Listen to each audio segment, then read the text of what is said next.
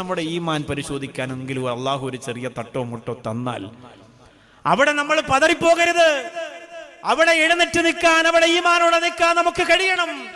മഹാനായ സുഫിയാൻ സൗരി റളിയല്ലാഹു തആല അൻഹു റാബിയത്തുൽ അദവിയ്യ റളിയല്ലാഹു അൻഹയെ കണ്ടപ്പോൾ ആ മഹദിയോട് പറയുകയാണ്, നിങ്ങൾ അള്ളാഹുവിന്റെ തൃപ്തി എനിക്ക് കിട്ടാൻ വേണ്ടി ദുആ ചെയ്യണം. അള്ളാഹുവിന്റെ തൃപ്തി എനിക്ക് കിട്ടാൻ വേണ്ടി ദുആ ചെയ്യണം.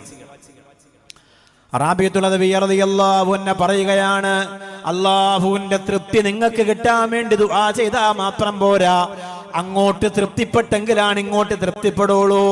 അള്ളാഹു തന്നതിലൊക്കെ നിങ്ങൾ തൃപ്തിപ്പെട്ടെങ്കിലാണ് അങ്ങോട്ട് അള്ളാഹുവിന്റെ തൃപ്തി നിങ്ങൾ കൊടുത്തെങ്കിലാണ് പടച്ചോന്റെ തൃപ്തി തരിക. ഒരു അസുഖം വരുമ്പോ പടച്ചോനെ കുറ്റപ്പെടുത്തുന്ന നിങ്ങൾക്ക് എങ്ങനെയാണ് അള്ളാഹിന്റെ തൃപ്തി വരുന്നത്?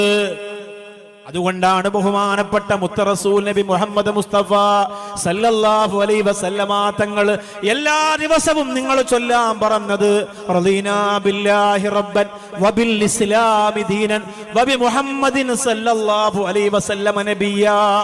ഹദ്ദാദ് ഓതുന്നവർക്ക് പരിചയമുള്ള, ഹദ്ദാദ് നിരന്തരം ഓതുന്നവർക്ക് പരിചയമുള്ള ദിക്റാണ് റളീനാ ബില്ലാഹി റബ്ബൻ വബിൽ ഇസ്ലാമി ദീനൻ വബി മുഹമ്മദിൻ സല്ലല്ലാഹു അലൈഹി വസല്ലമ നബിയ്യാ. എന്തു വന്നാലും, ഏത് പ്രതിസന്ധി വന്നാലും, ഏത് പരീക്ഷണം വന്നാലും, ഏത് സങ്കടം വന്നാലും, ഞാൻ അതിനെ പൊരുത്തപ്പെട്ടുകൊണ്ട് തൃപ്തിപ്പെട്ടുകൊണ്ട് ജീവിക്കുന്നവനാണ് റബ്ബേ. ഒരു സെക്കൻഡ് പോലും ഞാൻ പതറൂല അല്ലാ.